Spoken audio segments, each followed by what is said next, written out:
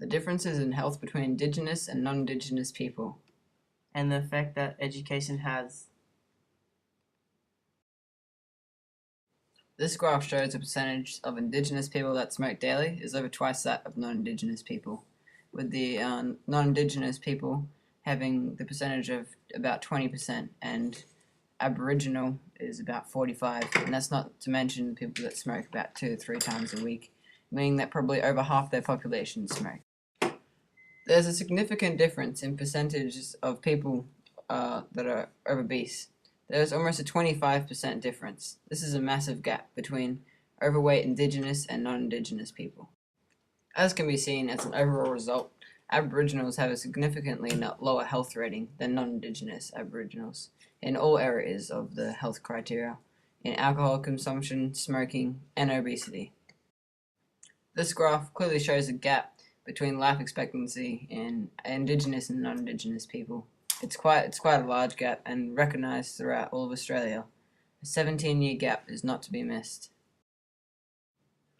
Indigenous people living in remote areas of Australia were more than 8 times more likely to report having diabetes or HSL than non-Indigenous people.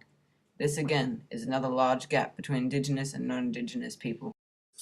Now we can look at one of the reasons why the Aboriginal health is so bad and why there's such a difference between the Aboriginal and non-Aboriginal health. I'll now hand it over to Josh to explain how education plays a role in this. This chart illustrates that Aboriginals on average have a higher unemployment rate compared to non-Aboriginals. The unemployment rate for Aboriginal is 14.8% compared to non-Aboriginals, which is 6.3%. This graph shows that all the Indigenous students that attended school and in the past years from 2005 to 2010 and shows how many of them have managed to get a really good mark and able to get out of school to a good job. And this graph shows how many students have actually completed year 12 and managed to get to university and complete other qualifications to get them a good job. This graph shows that all these students from a suburb, Indigenous suburb, for 3 years they've been recording how many students have attended and for all grades.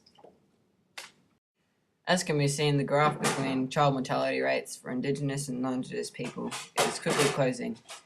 The Aboriginal child mortality rates for ages 5 per 1,000 was at about 23 in 1991. It is currently down to 9. Closing the Gap is a government-based program put in place to close the gap in health between Indigenous and non-Indigenous people. This graph shows number of Indigenous students attending school has increased significantly thanks to the closing of the GAP program.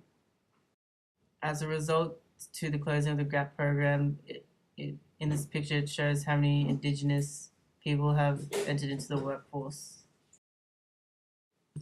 Closing the Gap is a government-controlled program formed to help close the gap between Indigenous and non-Indigenous health and education. As can be seen, this is happening slowly but steadily, thanks to the Closing the Gap program. One of the goals in closing the gap is to halve the 17-year gap in life expectancy by 2020. Already, improvement is evident, as in 2004, the average life expectancy for Aboriginals was 68.5, and now it is just 70. Closing the Gap is already well on their way to halving the life expectancy gap and the education.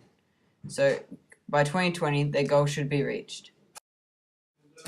The Closing the Gap program not only aims to help reduce the gap in Indigenous health by half, but is targeted to all other areas of Aboriginal welfare around Australia.